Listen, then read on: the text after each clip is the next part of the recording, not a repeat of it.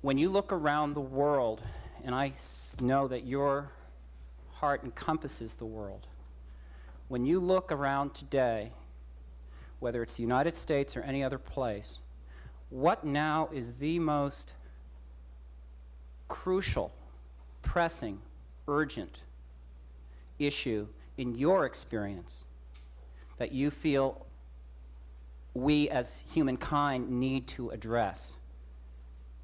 What is the most urgent thing you feel? I can understand why you asked that question, because the complexities of today's world community, of our own society is such that it seems rather overwhelming in terms of how to take hold and address a single issue, because you're right, you can't do them all at one time. Martin Luther King Jr. took one single issue at a time in terms of focus. He spoke to all of the issues in the course of his work from the very beginning throughout his life. But he took issues that he felt were ready to be attacked, and he tried as much as possible to make sure that he had some successes. In a mass movement, if you want to get lots of people involved, you have to make sure that people have some successes, that they can see that progress is being made.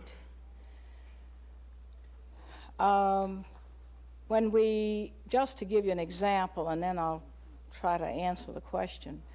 When we started finally trying to get the Martin Luther King holiday bill enacted through our Congress, we felt that it was important to mobilize a large body of people, of constituents, out in the national community so that they would be a lobbying force with their congresspersons. And we took the occasion as we mobilized for the 20th anniversary March on Washington, not only to identify legislation within the Congress that spoke to the issues of jobs, peace, and freedom, but we felt that concretely we had to find one that we could get past, because that body of people that came to be 750 more than 750 organizations and somewhat like 500,000 people who came to Washington in 1983 as the 20th anniversary celebration of the 1963 March. And within a few weeks, that bill was passed. The Martin Luther King holiday was enacted into law. And so, what can we do? Well, it is a great challenge and responsibility, and I guess what I tend to do is to tell people about what I feel that would be the most important thing. And I must admit that it is a long-term solution. The reason I've chosen this is because I firmly believe that if we are going to make significant change within our own nation or within the world community, because we can't separate them any longer, is that we must start immediately and everywhere to teach and expose people to the philosophy of nonviolence. And it's the philosophy and the practice of nonviolence must be understood on a very, very wide scale. And if we can do that with enough people strategically placed, I think we can begin to solve these problems that seem so monumental in scope now. And I think it's not only within this country, but I think throughout the world. Despite all the violence that we face in our history, I mean in the history of this period in which we live, I think there's more understanding of the nature of violence, and we have more examples of nonviolence as a success. When we look at India and we study the life of Mahatma Gandhi, and I think that should be studied and understood by students and all people. Gandhi was a part of a majority who was resisting the oppression of a minority, the British, who occupied India at that time. And though the conditions are different in every situation, he was successful over a period of years. We see that example in the Eastern context.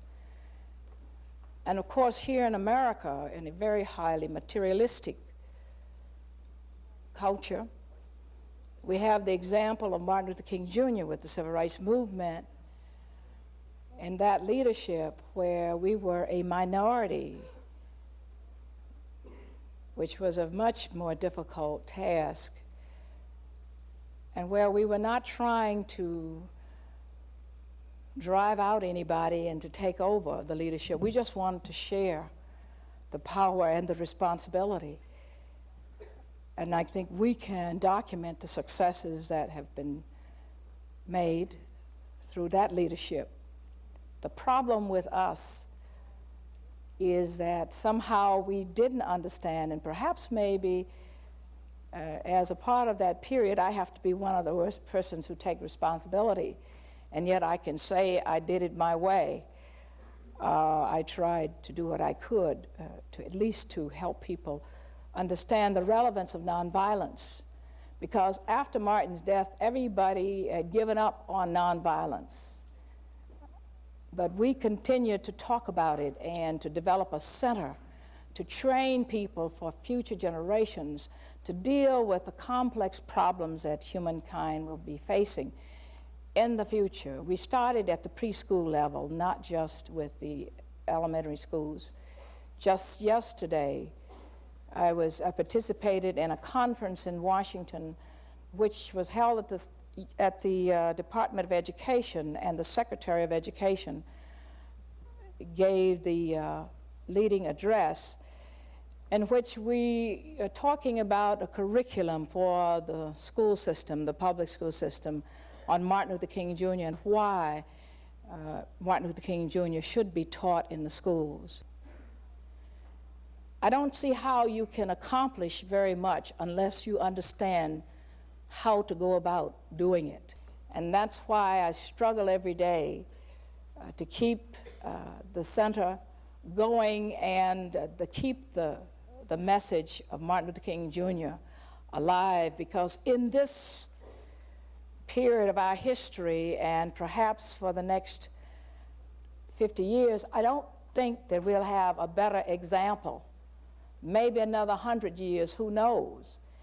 And because some of us have taken the time to keep his words and all he stood for alive, I think young people today will begin to relate to that as if there was a presence here. Without the physical presence, we have to create a very strong imitation of that in various kinds of ways. And I see the center as being an extension of that personality. Very difficult to achieve, but we believe in impossible dreams, and we dedicate ourselves to working toward the fulfillment of those dreams.